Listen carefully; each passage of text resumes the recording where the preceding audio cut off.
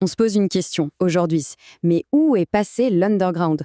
Cet espace pour l'art qui sort des clous, la musique bizarre, les idées à contre-courant. On a l'impression qu'il s'est un peu volatilisé dans notre monde où tout est connecté tout le temps. Alors est-ce qu'il a vraiment disparu ou est-ce qu'il s'est juste transformé? C'est un peu ça qu'on va creuser ensemble. Pour vraiment piger ce qui s'est passé, il faut d'abord comprendre un énorme changement.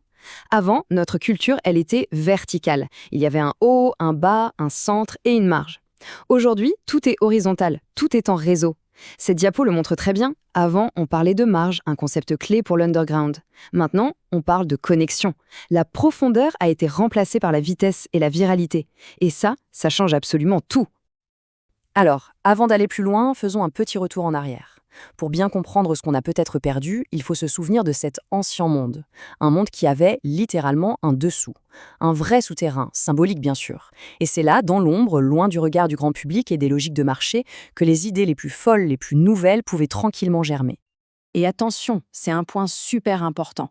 L'underground, ce n'était pas juste une cave humide ou un squat.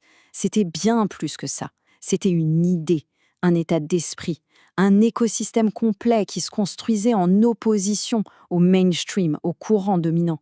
Un endroit où l'art n'était pas un produit, mais un cri, une affirmation. Et cet écosystème, il a une sacrée histoire, hein. On pense aux dadaïstes dans les années 20 qui voulaient tout faire exploser. Puis les beatniks dans les années 50.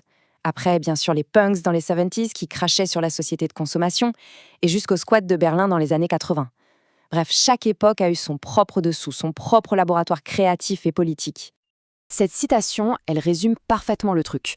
L'underground, c'était la preuve qu'il existait une géographie claire.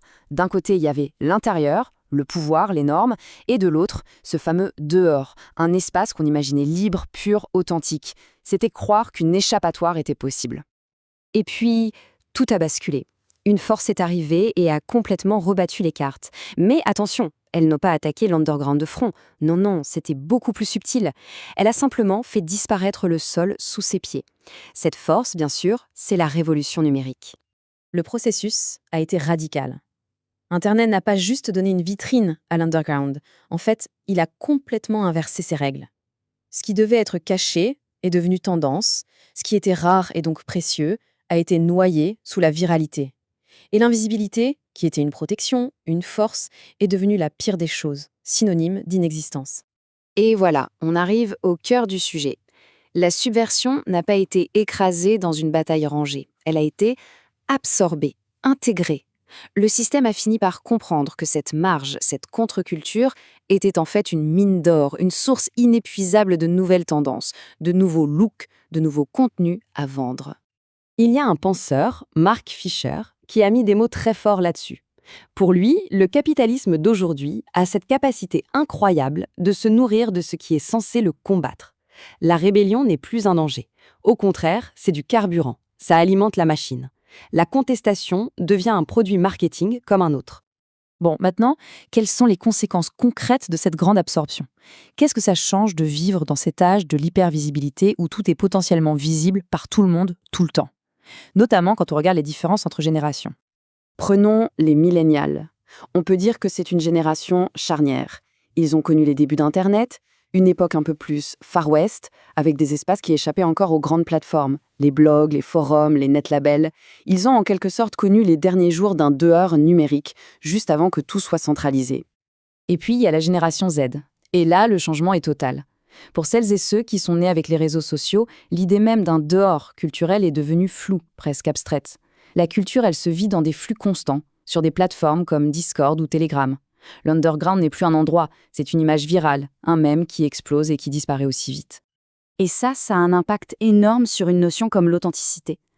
Avant, être authentique, c'était être vrai, brut, sans filtre. C'était un état d'être.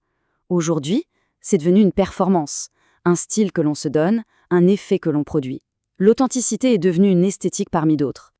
Alors on pourrait se dire, si on ne peut plus être en dehors du système, est-ce que ça veut dire que toute forme de résistance est morte, que tout est fichu?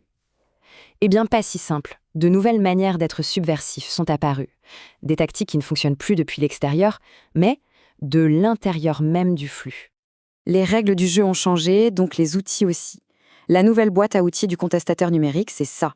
Le but n'est plus de bâtir un monde à côté, mais de faire bugger le système de l'intérieur. Ça passe par le hacking, le détournement ironique des codes dominants et même par la saturation des flux ou le brouillage des algorithmes. L'idée, c'est de rendre le système illisible. On a donc basculé d'une logique de l'espace vers une logique de la vitesse, de l'intensité. L'important, ce n'est plus d'être dans un lieu marginal, c'est la vitesse à laquelle une idée circule, se propage. Le vrai pouvoir aujourd'hui, c'est la connectivité et la rapidité de diffusion. Du coup, le portrait robot de l'artiste underground a complètement changé. Aujourd'hui, le vrai contestataire, c'est peut-être le hacker qui révèle les failles d'un système, le codeur qui développe des outils pour garantir l'anonymat, ou même l'artiste qui va utiliser une intelligence artificielle pour détourner et critiquer le flot d'images dominantes. Pour conclure, on en revient à notre question de départ. Qu'est-ce qu'il reste de l'underground? S'il n'existe plus comme un lieu ni physique, ni même vraiment virtuel, il n'a pas totalement disparu. Il survit, mais comme un esprit, un fantôme qui vient hanter notre univers numérique. Cette phrase du philosophe Gilles Deleuze, elle est juste parfaite pour décrire notre monde. Il n'y a plus d'enclos, plus de murs entre un dedans et un dehors. On est juste pris dans des flux d'informations qui nous traversent et nous transforment en permanence. Des modulations continues. Il faut donc repenser ce qu'est l'underground aujourd'hui. Ce n'est plus un endroit où l'on peut se cacher. C'est devenu une impulsion, un désir profond de ne pas être totalement assimilé, de ne pas être entièrement lisible, quantifiable, monétisable par le système. C'est une quête d'opacité. Et ce désir, ce fantôme, on le retrouve dans des formes esthétiques bien précises. Dans les glitches, ces erreurs visuelles qui déforment les images parfaites, dans les sons volontairement sales, lo-fi, dans les archives cryptées, le sabotage des signes, en fait, c'est l'art de créer du bruit, du désordre, là où le système voudrait que tout soit lisse, propre et transparent. En fin de compte, la fin de l'underground comme lieu ne signait pas la fin de la subversion. Elle s'est juste déplacée. Elle est devenue un art du brouillage, du dérèglement. Et ça nous laisse avec une question assez fascinante pour l'avenir. Si la contestation se trouve maintenant dans les pannes du système, dans ses ratés, alors où est-ce que les prochaines formes de résistance vont bien pouvoir émerger ?